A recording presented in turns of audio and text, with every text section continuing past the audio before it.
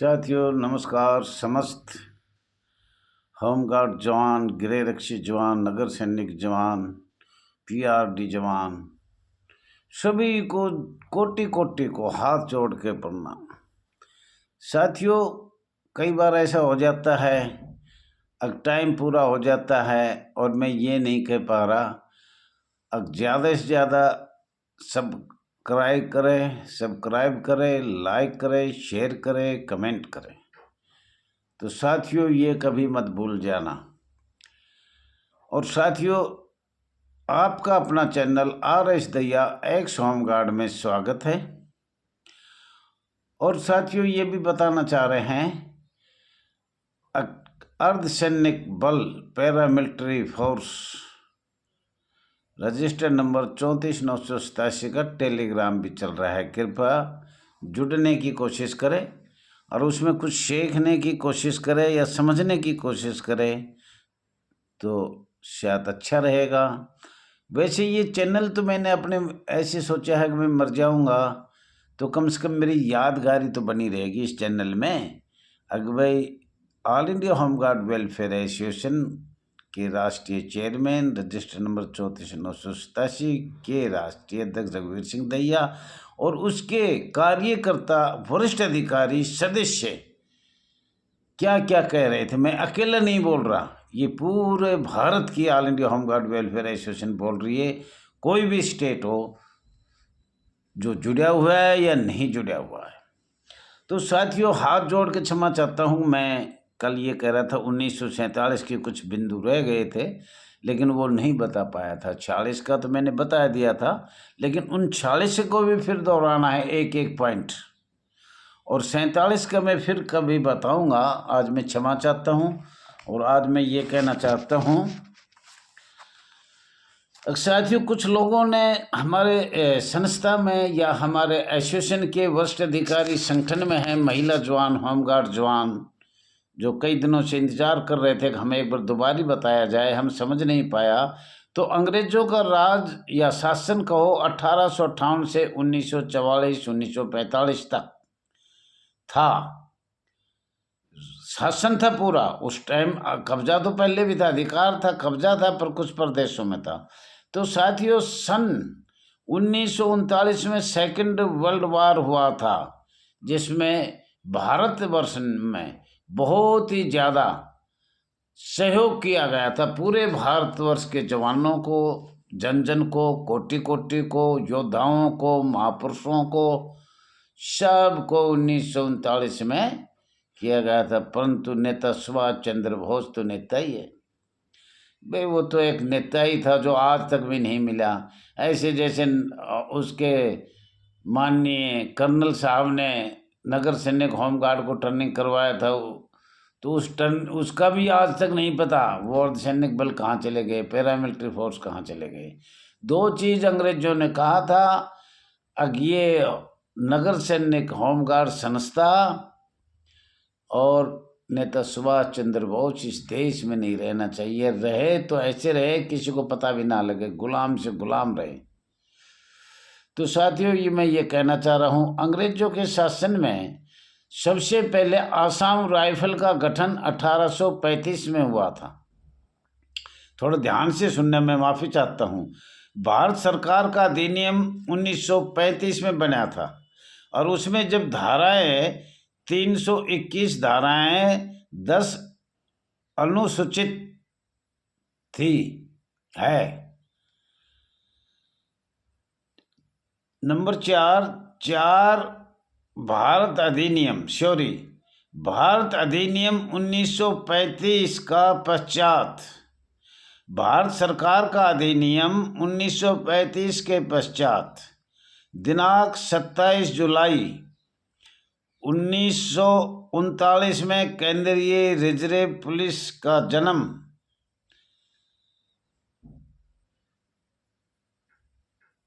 हुआ था। IPC 1860 का 45 के आधार पर जब इसका संस्था का जन्म हुआ, केंद्रीय रिजर्व पुलिस का जन्म हुआ, जब भारत सरकार का अधिनियम बन चुका था। और राजपत्र भी बन चुका था साथियों।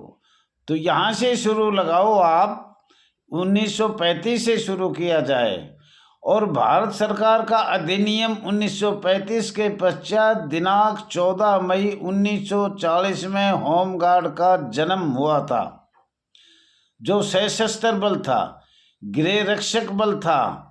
सेकंड वर्ल्ड वार में जिन्होंने लड़ाई लड़ी, अपनी जिंदगी की न्यौछावर किया। साथियों, ये बात आपको बताई जा रही है। और 7 महीने के पश्चात भारत का राजपत्र तो बन चुका, 7 महीने के पश्चात भारतीय श्रम सम्मेलन दिनांक 23 जनवरी 1940 में, यानी करीब 7 महीने के पश्चात, नई दिल्ली अध्यक्ष श्री रामास्वामी मुदलियार के श्रम विभाग अटैच किया गया था। आप ये जान लो, होमगार्ड का जन्म हुआ कब हुआ था? 14 मई 1940 में, और उसको 22 और 23 जनवरी को श्रम विभाग अटैच किया गया। किसको किया गया? नई दिल्ली अध्यक्ष श्री रामास्वामी मुदगिल। और अब ये श्रम विभाग के बारे में आप जानते ही हो। अब इसमें आप जैसे कह रहे थे भाई होमगार्ड का जन्म एक्चुअल राजपत्र में हुआ। भारत का राजपत्र बन चुका था, भारत सरकार का अधिनियम 1935 बन चुका था। होमगार्ड मैनुअल 1941 कृपया करके देखा जाए। बरार लॉ एक्ट 17 मार्च 1941 भी कृपया देखा जाए। आप लोग इनको देखा जाए, आपको ये पता भी लगे। अगवाक्यम होमगार्ड का जन्म 14 मई 1940 में हुआ था, और ये श्रम सम्मेलन 1940 में हुआ था, 23 जनवरी 1940 में। जो श्रम सम्मेलन विभाग आपको आगे बताया जाएगा, केंद्र सरकार का ये वो है। और आगे ये भी बताया जाएगा 17 मार्च 1941। और ये भी हमारे पास पेज है, होमगार्ड मैनुअल 1941। और ये भी आप देख सकते हो 14 मई 1940 होमगार्ड का जन्म। और फिर भारत सरकार और अंग्रेज सरकार ने मिलकर 1940 में ही 7 महीने बाद श्रम सम्मेलन में नई दिल्ली में अध्यक्षता किया, और उनको जानबूझ के वहाँ धकेल दिया। जबकि होमगार्ड एक गृह रक्षक बल था, सशस्त्र बल था, और लड़ाई लड़ी थी। और ये भारत सरकार को और अंग्रेज सरकार को दोनों की मिलित के कारण। और 1942 में अध्यादेश जारी किया गया था विशेष शक्तियां का, गृह रक्षक बलों को, सभी बलों को, सैन्य बलों को, गृह रक्षक कोई भी बल हो।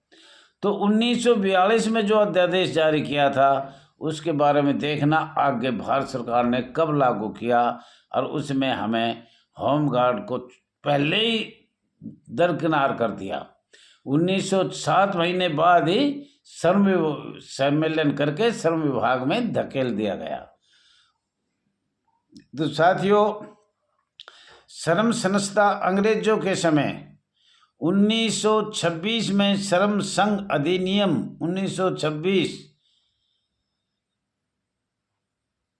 प्रमुख प्रावधान था। भारतीय संघ संगठन कहो, श्रम संगठन कहो, भारत में लागू हुआ 1946 में। श्रम संघ एक संगठन है। श्रमिकों का संगठनों 1926 में हुआ। ये व्यावसायिक व्यवसायिक संघ अधिनियम 1926, मतलब इसमें कई संगठन है, श्रम भी है, मजदूरी भी है, और भी होंगे।